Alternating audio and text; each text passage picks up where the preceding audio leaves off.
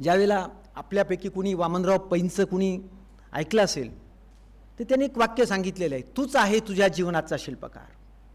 मला हे त्यांचा संदेश आणि सावित्रीबाई फुलेंचा त्या अगोदर 172 वर्षापूर्वी दिलेला संदेश याच्यात फार साधर्म्य आढळतं.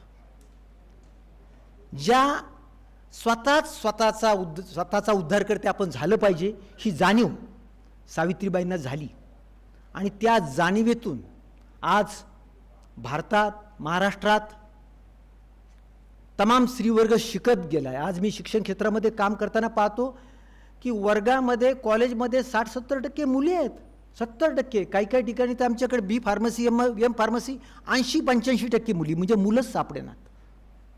याचं फाउंडेशन कोणी केलं असेल? हे सावित्रीबाई फुलेंनी केलं. म्हणजे मला असं वाटतं की पाटील साहेब, हा एक मोठा आम्ही एक मोठा कृतज्ञता सोहळा आपण साजरा करतो आहे.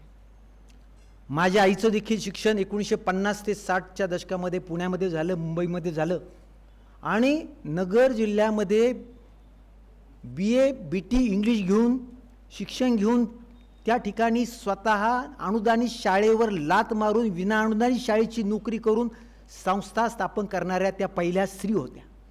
आणि त्यांच्या जीवनावर डॉक्टर युमा पठाणनी लेख सावित्रीचे हे पुस्तक लिहिलं आहे. म्हणजे घराघरात सावित्रीबाई फुलेंचे उपकार आहेत.